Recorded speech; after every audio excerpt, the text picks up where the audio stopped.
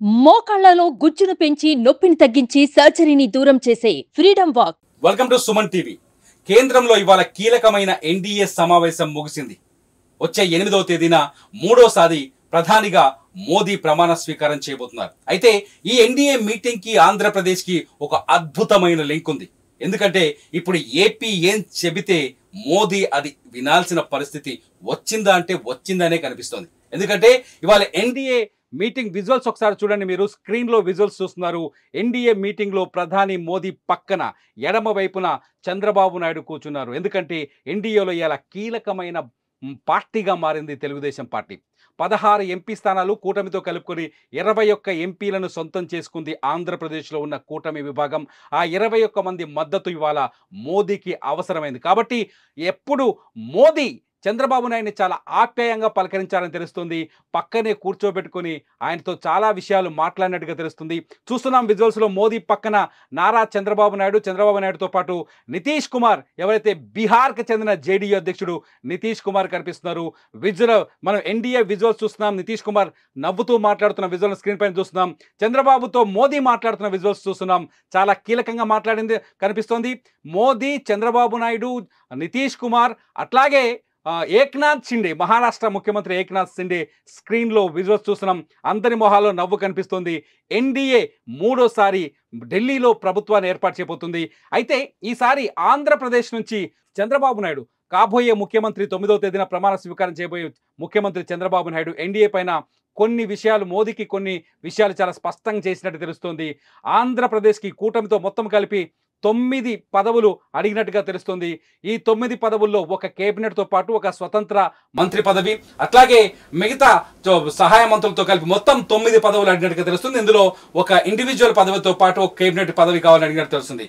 అసలు చంద్రబాబు నాయుడు చెబితే ఇప్పుడు మోదీ అన్ని ఇచ్చే అవకాశం ఉందా లేదా?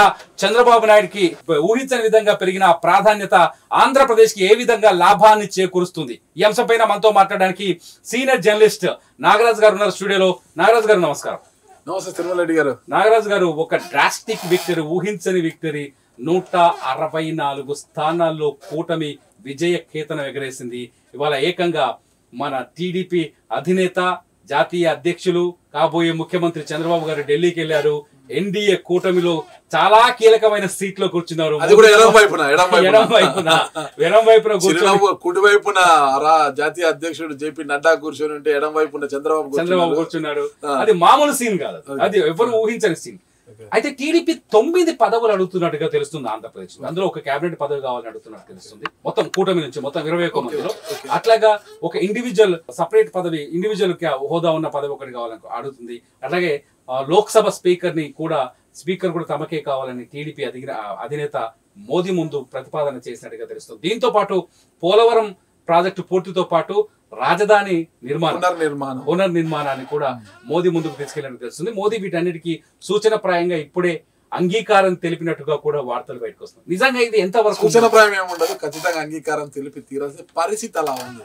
ఇక్కడ మనం చెప్పుకోవచ్చు, అంటే 9 పదవులు అడుగుతున్నారని ఖచ్చితంగా అడిగే హక్కు కూడా ఏపీకి ఉందనే మనం అనుకుంటాం ఇక్కడ. ఎందుకంటే టోటల్ ఈరోజు ఢిల్లీ అంటే కేంద్ర రాజకీయాలను మనం ఒకసారి పరిశీలిస్తే ఏదైతే ఈ సార్వత్రిక ఎన్నికల్లో భాగంగా అంటే ఢిల్లీలో అంటే ఎన్డీఏ కూటమికి 293 స్థానాలు అవసరం వచ్చాయన్నమాట. అంటే ఇక్కడ మనకు మ్యాజిక్ ఫిగర్ అంటే 543కి ఒక మ్యాజిక్ ఫిగర్, కేంద్రంలో ప్రభుత్వం ఏర్పాటు కావాలి అంటే 272 స్థానాలు కావాలి అవసరమైనది. కానీ ఎన్డీఏ కూటమికి వచ్చినది 293 స్థానాలు, అంటే దాదాపు 21 స్థానాలు మాత్రమే పైబడి ఉన్నాయి. ఆ 21 స్థానాల్లో ఎవరి 16 మన ఏపీ నుంచి పోతే, అంటే టీడీపీ ఓన్లీ, జనసేన బీజేపీ మన పక్కన పెడితే కేవలం టీడీపీ 16 స్థానాలు తీసుకుంటే, బీహార్కి చెందిన నితీష్ కుమార్ 14 స్థానాలు, మొత్తం 30 స్థానాలు ఇక్కడే ఉన్నాయి. అంటే ఈ 30 స్థానాలు అనేది చాలా కీలకం. అందులోనూ ఏపీ రెండవ అతిపెద్ద పార్టీగా ఆవిర్భవించింది, అతిపెద్ద పార్టీ 16 స్థానాలతో.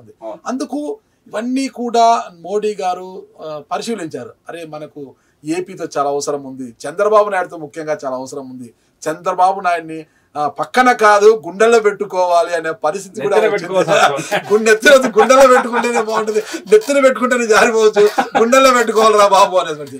కానీ చాలా రసవత్తరంగా ఉన్నాయి ఢిల్లీ రాజకీయాలు. ఇప్పుడు చూసి ఇండియా కూటమిని కూడా ఎవరు ఊహించలేదు ఆ స్థాయికి వస్తుందని. అందులోనూ 2014 2019 ఎన్నికలతో పోలిస్తే మనము కాంగ్రెస్ పార్టీ కూడా ఎన్డీఏ కూటమిలో కాస్త పుంజుకుంది. రెట్టింపైంది. 99 స్థానాలు కాంగ్రెస్ 99కి పెరిగింది అనమాట. ఇదంతా కూడా అంటే కాంగ్రెస్ పార్టీ అంటే రాహుల్ గాంధీ, ప్రియాంక గాంధీ, సోనియా గాంధీ కష్టం అనుకోవచ్చు, కాంగ్రెస్ పార్టీ శ్రేణుల కష్టం అనుకోవచ్చు, పెరిగింది. ఇక్కడ కూడా వాళ్ళు మొత్తం 233 272 మ్యాజిక్ ఫిగర్ కి అతి దగ్గర 233 అంతా కూడా వాళ్ళకి కావాల్సిందంతా మనకు 39 స్థానాలకు స్టార్ట్ అయింది. ఈ నేపథ్యంలో వాళ్ళు కూడా ఏపీ పైనే కన్నేశారు. ఆల్రెడీ కేసీ వేణుగోపాల్ చంద్రబాబు నాయుడు శుభాకాంక్షలు తెలిపి ఏపీకి ప్రత్యేక హోదా ఇస్తామని చెప్పారు. అందులో ఇంకొక గమ్మత్తుంది ఇక్కడ. అంటే ఒక ఇండియా కూటమిలో చంద్రబాబు చేరితే కూటమి చైర్మన్ గా ప్రకటించడమే కాకుండా 2.5 సంవత్సరాలు ఆయనకు ప్రధాని పదవి ఇవ్వడము. అంటే పక్క నితీష్ కుమార్ అన్నాడు. నితీష్ కుమార్ అవసరం కూడా ఉంది కాబట్టి ఆయన కూడా ఇండియా కూటమిలో ఆంధ్రప్రదేశ్ ఊహించని విధంగా బలపడింది. ఇవాళ తమ డిమాండ్లను నెరవేర్చుకునే అవకాశం దొరికింది. ఆంధ్రప్రదేశ్ అభివృద్ధికి ఒక ఛాన్స్ దొరికింది అనుకోవచ్చా? ఇక్కడ ఖచ్చితంగా ఇప్పుడు ఇంతకాలం అయిపోయింది. 2014లో రాష్ట్ర విభజన తర్వాత అప్పులతో ఏపీకి వెళ్ళడం జరిగింది. ఇక అభివృద్ధి అసాధ్యం అనుకోరు. కానీ చంద్రబాబు నాయుడు తనకున్నంత మేర రాష్ట్రాన్ని అభివృద్ధి చేసే ప్రయత్నం చేశారు. కొంతవరకు జరిగిందనే చెప్పుకోవచ్చు. అయితే పూర్తి స్థాయిలో జరగకుండా తర్వాత 2019 అధికారం మార్పిడి జరగడము, ఇక వచ్చిన తర్వాత కరోనా ఇవన్నీ జరగడం, ఇక జగన్మోహన్ రెడ్డి గారు ముఖ్యమంత్రి అయ్యాక కేవలము అంటే సంక్షేమ పథకాల మీద డిపెండ్ అయ్యడము. అంటే మేము అభివృద్ధి చేశాం, మేము గ్రామీణ ప్రాంతాల్లో ఆర్బీకేలు కావచ్చు, విలేజ్ క్లినిక్లు కావచ్చు, సచివాలయాల భవనాలు కావచ్చు, ఇవన్నీ నిర్మించాం. ఇదంతా అభివృద్ధి కాదని వాళ్ళు గొప్పగా చెప్తున్నారు. అభివృద్ధి అంటే ఇంకా మనం ప్రత్యేకంగా చెప్పుకోవాల్సిన అవసరం లేదు. అభివృద్ధి అనేది లేదు. ఇక ఏపీ ప్రజలు మర్చిపోయారు, ఇక మనకు అభివృద్ధి అనేది జరగదు, ఏదో ఉన్న వాటితోనే మనం సరిపెట్టుకోవాలి అనే అంచనాకు వచ్చేసారు, ఆలోచనకి స్థిరపడిపోయారు. ఈ నేపథ్యంలోనే ఏపీకి కూడా అభివృద్ధి ఖచ్చితంగా వస్తుంది, ఏపీలో కూడా అభివృద్ధి జరిగి తీరుతుందని ఈ ఫలితాలు నిరూపించాయి. ఎందుకంటే ఎన్డీఏ ఖచ్చితంగా చంద్రబాబు నాయుడు చెప్పిన మేరకు అన్ని కూడా నెరవేర్చాల్సిందే. పదవులే అంటున్నారు, మీరు 9 పదవులే అంటున్నారు. విశాఖ స్టీల్ ప్లాంట్ ప్రైవేటీకరణ కాకుండా ఆపడం కావచ్చు, పోలవరం తరగతిన పూర్తి నిర్మాణం చేయడం కావచ్చు, రాష్ట్ర రాజధాని పునర్నిర్మాణం కావచ్చు, అప్పుల నుంచి విశాఖ రైల్వే జోన్ ఇప్పటి వరకు వైసీపీ మేము భూమి కేటాయించిన వాళ్ళే చర్యలు తీసుకోలేదని, మేము ప్రతిపాదనలు పంపించిన వీళ్ళు భూమి ఇవ్వలేదు, ఏపీ ప్రభుత్వం భూమి ఇవ్వలేదని తర్జన భర్జన జరుగుతున్నాయి గొడవలు. అవన్నీ పక్కన పెట్టేసి త్వరితగతిన విశాఖ రైల్వే జోన్ సాధించుకోవడం కావచ్చు, ఇవన్నీ కూడా చాలా ఉన్నాయి. ఇప్పుడు రాష్ట్ర అభివృద్ధి కోసం కూడా అవసరమైన నిధులు అంటే చంద్రబాబు నాయుడు ఇచ్చిన హామీల మేరకు సంక్షేమ పథకాల అమలుకు వీటన్నిటికీ కూడా కేంద్రం నుంచి సపోర్ట్ తీసుకురావాలి. అన్నిటికీ కూడా జీ హుజూర్ అనాల్సిందే నరేంద్ర మోడీ గారు. ఎందుకంటే ఆ పరిస్థితి ఉంది, ఆ పరిస్థితి తీసుకొచ్చారంటే ఏపీ ప్రజలే ఆ పరిస్థితి ఇచ్చారని మనం అనుకోవాలి. అంటే ఇంత వన్ సైడ్ విక్టరీని ఇచ్చారు. 16 నాగరాజు గారు చాలా స్పష్టంగా అర్థమవుతుంది, చంద్రబాబు నాయుడు అడిగిన పదవులు ఇచ్చేందుకు ఇవాళ మోదీ చాలా సుముఖంగా కనిపిస్తున్నారు. ఎందుకంటే ఒక్కటి ఇక్కడ తిరుమల రెడ్డి గారు ఒక్క నిమిషం ఇక్కడ, ఎందుకంటే ఇండియా కూటమి ఎప్పుడైతే టీడీపీ అటు నితీష్ కుమార్ వైపు దృష్టి సారించింది, వారితో ఫోన్ లో మాట్లాడుతూ వేణుగోపాల్ గారు ఆర్జేడీ లాలు తేజస్వి యాదవ్ నితీష్ కుమార్ కలిసి ఢిల్లీకి పోయారు. ఇవేమైనా జరగడానికి జరిగితే మన పరిస్థితి ఏంటని ముందే పసిగట్టిన మోడీ గారు, ఇద్దరికి కూడా మీరు వేరే ఆలోచన చేయొద్దండి, నేనున్నాను, మీరు వచ్చండి భాయ్, మనం కూర్చొని మాట్లాడుకుంటాను పిలిపించుకొని ఈ రోజు పక్కనే కూర్చొని మాట్లాడి పక్కా లేఖలు ఇచ్చేసి ఏం కావాలో కోరుకోండి అన్నట్లుగా, కోరుకోండి ఇచ్చేస్తాం అన్నట్టుగా సరిపోయింది. ఈ నేపథ్యంలోనే ఖచ్చితంగా చంద్రబాబు నాయుడు గారు అంటే 16 ప్లస్ జనసేనకు వచ్చిన 2 ఎంపీలు, వాళ్ళ ఎంపీలు మనం పక్కన పెట్టేస్తే గిన 2 ఎంపీలను మనము 18 ఎంపీలను మనం తీసుకుంటే ఖచ్చితంగా అడగాలి. రాష్ట్ర ప్రయోజనాలను సాధించుకోవడానికి చంద్రబాబు నాయుడు గారికి ఇది ఒక మంచి అనుకూలం. 2019లో వైఎస్ఆర్సీపీ అధికారంలోకి వచ్చినా కేంద్రంలో పూర్తి స్థాయి మెజారిటీ రావడంతో జగన్మోహన్ రెడ్డి నేనేమి చేయలేను, నన్ను నా మీద ఆధారపడే పరిస్థితి, ఏపీ పైన ఆధారపడే పరిస్థితి లేదు కాబట్టి నేనేమీ చేయలేను, మన కర్మ ఇది అని చేతులు దులుపుకున్నాడు ఆయన. ఇప్పుడు చంద్రబాబు నాయుడు గారికి ఆ పరిస్థితి లేదు, కర్మ అనే పరిస్థితి లేదు. నేను చెప్పిందే జరగాలి, నాకంటే చెప్పింది ఏంటంటే రాష్ట్ర ప్రయోజనాల కోసము, రాష్ట్ర అభివృద్ధి కోసం. చంద్రబాబు నాయుడు గారికి కూడా ఒక మంచి అవకాశం ఇది. అంటే 75 వయసులో 4వసారి ముఖ్యమంత్రిగా బాధ్యతలు చేపట్టబోతున్నారు పదవి. సో ఈ నెల 9 మంచి చేయాలి, చేస్తేనే భవిష్యత్తు ఉంటుంది అనమాట. ఎందుకంటే ఆయన ఇక 80 ఏళ్లకు ఆయన ముఖ్యమంత్రి కుర్చీ నుంచి కిందికి దిగే అవకాశం, అంటే తర్వాత ఆయనకు ఇంకా ఓపిక ఉంటే మళ్ళా కొనసాగవచ్చు, కొనసాగకపోవచ్చు. కానీ రాష్ట్రానికి ఒక మంచి చేశాను, విభజిత ఆంధ్రప్రదేశ్ కి ఒక మేలు చేశాను, చంద్రబాబు హయాంలోనే ఈ అభివృద్ధి జరిగింది. చంద్రబాబు చెప్పుకుంటారు అనమాట, హైదరాబాద్ ని అభివృద్ధి చేసి నేను, సైబరాబాద్ ని అభివృద్ధి చేసింది నేను, హైదరాబాద్ ఐటీ తీసుకొచ్చింది నేను, హైదరాబాద్ డెవలప్ జరిగిందంటే నేనే అని చంద్రబాబు గొప్పగా చెప్పుకుంటారు. భవిష్యత్తులో కూడా చంద్రబాబు గారు కావచ్చు, లోకేష్ గారు గొప్పగా చెప్పుకోవాలంటే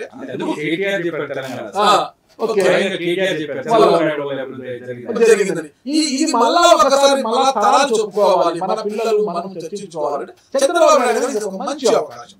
రాష్ట్ర అభివృద్ధి, పోలవరం నిర్మాణము, రాష్ట్ర రాజధాని ఇంతవరకు రాజధాని లేదు మనకు. జూన్ 2వ తారీఖు ఉన్న రాజధాని తెలంగాణకి వెళ్ళిపోయింది, మనకు హక్కు లేదు ఇక్కడ, ఏపీ వాళ్ళకి హక్కు కూడా లేదు ఇక్కడ ఉన్న రాజధాని ఏదంటే మన పిల్లలు కూడా తెలియదు. ఇప్పుడు రాజధాని నిర్మాణం చాలా ముఖ్యమైన అంశం, చాలా ముఖ్యమైన అంశం. సో కేంద్రం మద్దతుతో పాటు కేంద్రంలో మనకు సంబంధించిన కొన్ని పదవులు ఉంటే కూడా మరింత ఈజీ అవుతుంది అన్నమాట. అంటే మోడీ గారితో ప్రతిసారి చంద్రబాబు నాయుడు గారు మన పవన్ కళ్యాణ్ గారు వెళ్ళి మాట్లాడలేదు కదా, ప్రతినిధులుగా ఇక్కడ అక్కడ క్యాబినెట్ లో ఎవరైనా ఉంటే ఖచ్చితంగా మనం అనుకున్న ప్రయోజనాలను రాష్ట్ర అభివృద్ధి కోసం ఖచ్చితంగా మనము సమకూర్చుకునే వెసులుబాటు మనకు గట్టిగా ఉంటుంది. చంద్రబాబు నాయుడు గారు చెప్పచ్చు, పార్లమెంట్ మీటింగ్ సమయాలలో కావచ్చు, మిగతా సమయాలు మోడీని కలిపి డిమాండ్స్ అడగండి, మనకి ఇవి కావాలంటే మంత్రులు కానీ సహాయం ఎవరైనా ఉంటే ఖచ్చితంగా ఈజీ అవుతుంది.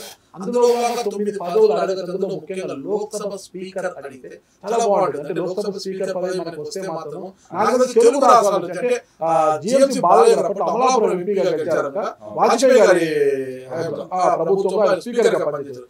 రెండవసారి మన ఏపీ నుంచి విభజిత ఆంధ్రప్రదేశ్ తెలుగు రాష్ట్రం నుంచి మరొక స్పీకర్ కూడా అక్కడ కూర్చునే అవకాశం ఉంటుంది. ఇకపోతే గతంలో అశోక్ గజపతి రాజు గారు మన ఏవియేషన్ మినిస్టర్ గా పనిచేశారు. ఈసారి కూడా ఏవియేషన్ మినిస్టర్ అడుగుతున్నారని సమాచారం. అడుగుతున్నారు. అయితే అది ఎవరికి అడుగుతున్నారంటే పురంధేశ్వరి గారు, రాజమండ్రి ఎంపీ గారు 2 లక్షల పైచిలకు మెజారిటీతో గెలిచి ఉన్నారన్నమాట. నందమూరి తారక రామారావు గారి యొక్క కుమార్తె గతంలో 2 సార్లు కేంద్ర మంత్రిగా కూడా కాంగ్రెస్ పార్టీలో కేంద్ర మంత్రిగా పనిచేసిన అనుభవం ఉంది. ఈ రోజు చంద్రబాబు నాయుడు గారు వదిన గారు కూడా ఇవన్నీ కలిసి వచ్చి అందులో రాష్ట్ర అధ్యక్షులుగా కూడా ఉన్నారు పురంధేశ్వరి గారు. మంచి వాక్చాతుర్యం ఉంది, సబ్జెక్ట్ మీద కమాండ్ ఉంది. ముఖ్యంగా తెలుగుదేశం పార్టీ నుంచి ఎవరెవరు ఇప్పుడు కేంద్ర కేబినెట్ రేస్లో ఉన్నారనుకోవచ్చు. అంటే మనము ముఖ్యంగా ఇక్కడ తెలుగుదేశం పార్టీ కావచ్చు, కూటమి నుంచి కావచ్చు. తెలుగుదేశం పార్టీ నుంచి మనం ఒకసారి డిస్కస్ చేస్తే కింజర కుటుంబం నుంచి ఎర్రన్నాయుడు గారి కుమారుడు కింజర బ్రాహ్మణుడు 3వసారి శ్రీకాకుళం ఇంటికి పిలిపించుకొని మాట్లాడాడు. అంటే ఆ చిన్న కుర్రాడు అయినప్పటికీ కూడా 4 పదులలో వయసు ఉన్నప్పటికీ కూడా ఇంగ్లీష్ మాట్లాడాడు. హిందీ అద్భుతం. ఢిల్లీలో చదువుకున్నారు కాబట్టి, ఢిల్లీలో పలానా ఎంపీగా ఉన్నప్పుడు ఢిల్లీలో చదువుకున్నారు. అద్భుతమైన అద్భుతమైన నాలెడ్జ్. ఆయన వాగ్దాటి చూస్తూ ఉండిపోవాలనిపిస్తుంది రామ్మోహన్ నాయుడుని చూస్తుంటే. అలాంటి రామ్మోహన్ నాయుడు చిన్న 3 సార్లు ఓటు హ్యాట్రిక్ సాధించాడు శ్రీకాకుళం నుంచి. అందుకు ఖచ్చితంగా కదా ఎర్రన్నాయుడు ఎంతటి నాయకుడు, ఎంత పర్సనాలిటీ అసలు. అలాంటి ఎర్రన్నాయుడు కుమారుడు రామ్మోహన్ తండ్రి వారసత్వాన్ని ఇంచు కూడా కించెత్తు కూడా తగ్గించకుండా రాజకీయ వ్యవస్థ నడుపుతూ ముందుకు పోతున్నాడు. ఓట మెరుగని ధీరుడు అనుకోవచ్చు మనం. ఖచ్చితంగా 3వసారి కూడా గెలవడం ఈ సీనియారిటీలో పోవచ్చు. ఇకపోతే మనము టీడీపీ నుంచి భరత్ బాలకృష్ణ గారి చిన్నల్లుడు, చిన్న లోకేష్ గారికి కో బ్రదరు, బాలకృష్ణ చిన్నల్లుడు, గీతం యూనివర్సిటీ చైర్మన్ గారు కూడా ఎంబీబీఎస్ భరత్ గారు. ఆయన కూడా గతంలో పోటీ చేసి ఓడిపోయిన ఈసారి గెలిచి ఉన్నారు కాబట్టి అతనికి కూడా అంటే సబ్జెక్ట్ మీద కమాండ్ ఉంది. ఉన్నత విద్యాధికుడు అతను కూడా, ఉన్నత విద్యావంతుడు. ఒక యూనివర్సిటీ చైర్మన్ కూడా, ఒక గీతం యూనివర్సిటీస్ చైర్మన్, మొత్తం జాతీయ స్థాయిలో గుర్తింపు ఉన్న వ్యక్తి కాబట్టి అందులో హిందీ ఇంగ్లీష్ కూడా అనర్గళంగా మాట్లాడగల వ్యక్తి అతను. అతనికి కూడా అనుభవం, అతను మంచి ఖచ్చితంగా మనం చెప్పుకోవచ్చు. ఇకపోతే మనము నెల్లూరు జిల్లా నుంచి ఇటీవలే అంటే ఎలక్షన్స్ కు ముందు వైసీపీకి ఒక ఆక్సిజన్ గా పనిచేసిన వేమిరెడ్డి ప్రభాకర్ రెడ్డి అందరూ ముద్దుగా విపిఆర్ అని పిలుచుకుంటారు. విపిఆర్ తెలుగుదేశం పార్టీలోకి రావడము, నెల్లూరు ఎంపీగా పడి విజయసాయి రెడ్డి గారి పైన ఆయన గెలుపొందడం చాలా కీలకమైన నేత. టీడీపీలో కూడా ఆయన ఇప్పుడు కీలకంగా మారారన్నమాట. అంటే నెల్లూరు జిల్లా వాసులందరికీ ఆక్సిజన్ గా మారారని చెప్పొచ్చు మనము. చాలా భుజాన్ని మీద ఎత్తుకొని మరి నెల్లూరు జిల్లాలో అంతా కూడా భుజాన్ని మీద ఎత్తుకొని అందరి గెలుపులో కూడా ఆయన హస్తం ఉందని నేను భావిస్తున్నాను. అందుకు టీడీపీకి నెల్లూరు జిల్లాలో ఒక ఆక్సిజన్ లో పనిచేసిన విపిఆర్ కూడా కేంద్ర మంత్రి పదవి ఆశిస్తున్నట్లుగా మనకు తెలిసింది. ఆయనకు ఇవ్వాలి కూడా. టీడీపీ నిజంగా విపిఆర్ వేమిరెడ్డి ప్రభాకర్ రావు ఎందుకంటే ఆయన ఒక పెద్ద అశోక్ గజపతిరాజు పేరు కూడా మళ్ళీ తెరపైకి అంటే అశోక్ గజపతిరాజు గారి ఎన్నికల్లో పోటీ చెప్పినా వాళ్ళ కుటుంబం నుంచి వాళ్ళ కుమార్తె అతిథి గజపతిరాజు గెలిచి ఉన్నారు కదా. అయితే అశోక్ గజపతిరాజు పెద్ద పార్టీలో ఎన్టీ రామారావుతో కాబట్టి ఉన్నవారు కాబట్టి ఈసారి ఆయన రాజ్యసభలోకి తీసుకుని రాజ్యసభ కోటాలో ఆయనకు మంత్రి పదవి ఇవ్వాలనుకుంటున్నారు. మరి ఏ మంత్రి పదవి ఇస్తారు ఆయనకు? గతంలో ఆయన ఏవియేషన్ మంత్రిగా పనిచేసి ఉన్నారు. అయితే ఈసారి ఏవియేషన్ మంత్రి పదవి అడుగుతున్నా పురంధేశ్వరికి వెళ్ళే అవకాశం ఉంది. అది ఇప్పుడు ఫస్ట్ విడతలో అంటే నా భవిష్యత్తులో మళ్ళీ రాజ్యసభ అశోక్ గజపతిరాజు గారికి ఇచ్చిన తర్వాత మరి అప్పుడు ఏవి ఖాళీ ఉంటాయి, ఏమైనా డైరెక్ట్ క్యాబినెట్ అడుగుతారా, సహాయ మంత్రి అడుగుతారా అని కూడా తెలుసు. అయితే అశోక్ గజపతిరాజు అయితే మంత్రి పదవి అయితే అడుగుతున్నారు. మళ్ళా ఇక్కడ లోక్సభ స్పీకర్ కుర్చీలో కూర్చోబోయేవారు ఎవరు? ఆసక్తికరంగా, చాలా ఆసక్తికరంగా ఉంది. ఇప్పుడు మనకు అనంతపురం జిల్లా నుంచి తీసుకుంటే హిందూపురం ఎంపీగా బీకే పార్సారథి, ఆయనకు అంత అవకాశం లేదు. రెండవసారి ఎంపీ అయ్యారు, ఆయనకు అంత అవకాశం లేదు. అంటే సబ్జెక్టు అంటే తెలుగు తప్పితే ఆయన వేరే లాంగ్వేజ్ మాట్లాడలేరు, అదొకటి ఏదైనా కావచ్చు. రెండవసారి ఇక అనంతపురం నుంచి గెలిచిన అంబికా లక్ష్మీనారాయణ, ఆయన అంతవరకే. అంటే ఆయన ఫస్ట్ టైం ఎంపీ. ఎందుకో young and dynamic Lok Sabha speaker వస్తాడనిపిస్తుంది. అంత ఏదైనా కావచ్చు. కరెక్ట్, మీ మాటలు బట్టి చూస్తే రామ్మోహన్ నాయుడు గారిని అది వరించవచ్చు. చాలా మంచి చామున్న కుర్రాడు కదా ఒక ఎంపీ, చాముంది మంచి జోష్ ఉన్న వ్యక్తి, కూర్చోవచ్చు, దాంట్లో తప్పేముంది. యంగ్ అండ్ డైనమిక్ చెప్పొచ్చు. ఎర్రన్నాయుడు గారు కూడా ఆయన ఎక్కడున్నా ఆయన ఆత్మ అలా చూసి సంతోషింది కదా. లోక్సభ స్పీకర్ అంటే చిన్న విషయం కాదు కదా అసలుకి. మరి మనం కర్నూలులోకి వచ్చాకే మనము కర్నూలు ఎంపీగా నాగరాజు గెలిచి ఉన్నారు, ఆయన బీసీ సామాజిక వర్గం చెందిన ఆయన ఫస్ట్ టైం ఎంపీ. మీరు నంద్యాల ఎంపీ బైరెడ్డి శబరి, ఒక డాక్టర్, ఆమె కూడా వైద్యురాలు, ఆమె కూడా ఒక డాక్టర్, ఫస్ట్ టైం ఎంపీ కూడా ఆమెకు అవకాశం లేకపోవచ్చు. ఇకపోతే మనం ఒంగోలు విషయానికి వచ్చాకే మాగుంట శ్రీనివాసులు రెడ్డి. సరే, ఇటీవల ఆయన మీద వచ్చే విమర్శల కారణంగా వైఎస్ఆర్ కాంగ్రెస్ పార్టీ ఆయన దూరం పెడితే ఆయన వచ్చి టీడీపీలో మళ్ళీ ఆయన గెలిచారు. సరే, ఈ నేపథ్యంలో ఆయనకు టికెట్ మన కేంద్రంలో పదవి వస్తుందా రాదన్నది మనం పెట్టేశారు. ఇంకా నెల్లూరు అంటే వేమిరెడ్డి ప్రభాకర్ రెడ్డి గారు ఖచ్చితంగా. ఇకపోతే గుంటూరు విషయానికి వచ్చేసరికి మనకు వచ్చేసి పెమ్మసాని ఉన్నారు, ఆయన కూడా ఒక ఎన్ఆర్ఐ, ఫస్ట్ టైం ఎంపీ కాబట్టి ఆయన ఇది. ఇక గుంటూరు పోతే మనకు శ్రీకృష్ణదేవరాయలు, నర్సాపురం శ్రీకృష్ణదేవరాయలు, ఆయన రెండవసారి ఎంపీ అయినప్పటికీ విజ్ఞాన విద్యా సంస్థల అధినేత, రెండవసారి ఎంపీ కృష్ణదేవరాయలు గారు. మరి ఆయనకు ఎంతవరకు అవకాశం ఉంటుంది అనేది, ఎందుకంటే ఇప్పుడు టీడీపీలో ఫస్ట్ టైం ఆయన, గతంలో వైఎస్ఆర్ కాంగ్రెస్ పార్టీలో ఉన్నారు, ఆ పార్టీతో విభేదించి టీడీపీలోకి రావడం, మళ్ళీ ఎంపీగా నిలబడి అనిల్ కుమార్ యాదవ్ పైన విజయం సాధించడము, మంచి మెజారిటీ కూడా, అది కూడా తక్కువ చిన్న మెజారిటీ. ఫస్ట్ టైం టీడీపీలో ఎంపీ కాబట్టి అదేందుకు అవకాశం ఉంటుందా అనేది ప్రశ్న. ఇక్కడికి వస్తే ఇప్పుడు బీజేపీ నుంచి పురంధరేశ్వర్ గారి పేరు వినిపిస్తుంది చాలా స్పష్టంగా.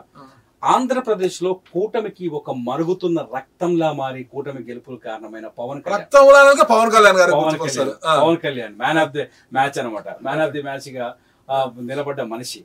ఆంధ్రప్రదేశ్ లో 2 చోట్ల పోటీ చేస్తే 2 ఎంపీ స్థానాలు గెలుచుకున్నది జనసేన పార్టీ. బాలశౌరికి ఛాన్స్ ఏమైనా ఉందా ఇక్కడ? బాలశౌరి గారికి ఢిల్లీ నాయకత్వంతో కావచ్చు, ఢిల్లీ ఉన్న పెద్దలతో కావచ్చు చాలా మంచి పరిచయాలు ఉండడం ఇప్పటి నుంచి కాదు, గతంలో రాజశేఖర రెడ్డి గారి హయాం నుంచి కూడా కాంగ్రెస్ పార్టీలో పనిచేసిన రాజశేఖర రెడ్డి గారికి కూడా ఢిల్లీలో ఒక తల్లో 4గా పనిచేసిన అనుభవం కూడా ఆయన ఉంది అనమాట. బాలశౌరి గారికి గతంలో వైఎస్ఆర్ కాంగ్రెస్ పార్టీ ఎంపీగా పనిచేశారు, మచిలీపట్నం బందర్ ఎంపీగా పనిచేశారు. అక్కడ కొన్ని విభేదాల కారణంగా టీడీపీలోకి జనసేనలోకి రావడం, చివరి నిమిషంలో కండవ కప్పుకొని టికెట్ తెచ్చుకోవడం, గెలవడం కూడా జరిగింది. మరి బాలశౌరి కూడా జనసేన కోటలు, ఎందుకంటే ఈ రోజు పవన్ కళ్యాణ్ వల్లనే బీజేపీ టీడీపీ మధ్య పొత్తుకుది, వీళ్ళిద్దరిని దగ్గర చేయడము, అందరినీ ఏకము చేసి రాష్ట్రంలో అసలుకి జగన్మోహన్ రెడ్డి గారు 5 ఏళ్ల పాలనకు ప్రజలు సమాధి కట్టారు.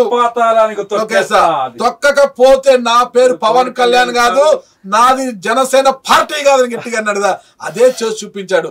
151 స్థానాలు నీకు ఇచ్చారు కదా ప్రజలు, ఆ లాస్ట్ 1 తీసేసి 15కే నిన్ను సరిపెడతానన్నాడు, అదే చేశారు. 11 ఎమ్మెల్యేలు 4 ఎంపీలు ఇచ్చి 15ను సరిపెట్టేశారు.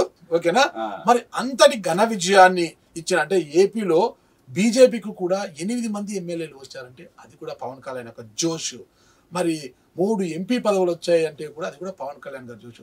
ఇటు టీడీపీకి కూడా కొద్దిగా ఒక మరిగిన రక్తంలో అంటున్నారు కదా, ఆ విధంగా ప్లస్ అయిందంటే కాపు సామాజిక వర్గాన్ని అంతా కూడా ఒక్కవైపుకు తీసుకొచ్చేసారు.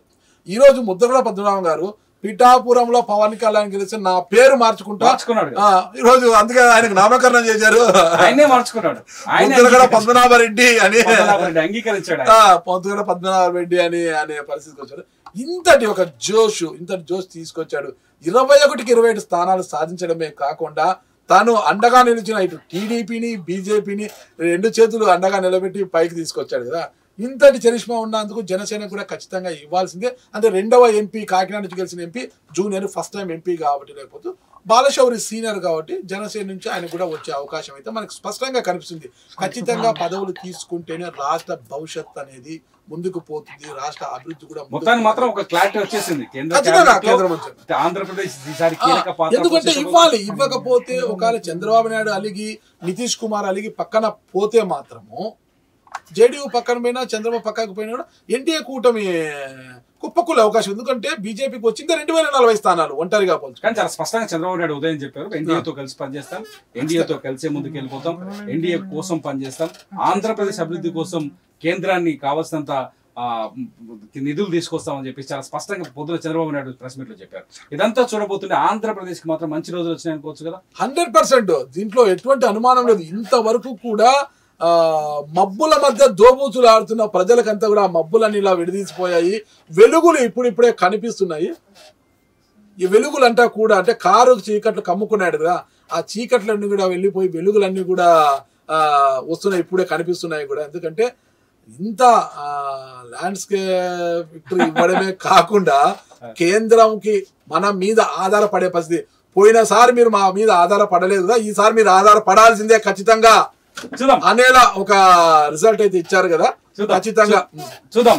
8వ తేదీన రాబోయే జూన్ 8వ తేదీన కేంద్రంలో మోదీ ప్రభుత్వం 3వసారి కొలువు తీరబోతుంది. ఈసారి మోదీ థీమ్ లో చంద్రబాబు థీమ్ చాలా కీలకంగా మారబోతుందని స్పష్టంగా అర్థమవుతుంది. ఆంధ్రప్రదేశ్ నుంచి ఏదైతే కూటమి సభ్యులు ఉన్నారో, కూటమి ఎంపీలుగా ఉన్నారో, కూటమి ఎంపీలకి కీలకమైన పదవులు రాబోతున్నాయి. ఆంధ్రప్రదేశ్ అభివృద్ధికి మంచి మార్గాలు ఏర్పడ్డాయని మాత్రం ఖచ్చితంగా భావించాల్సిందే. చూస్తూనే ఉండండి సుమన్ టీవీ. సుమన్ టీవీలో మీ పర్సనల్ అండ్ బిజినెస్ ప్రమోషన్స్ కోసం కింది నెంబర్కి కాంటాక్ట్ చేయండి.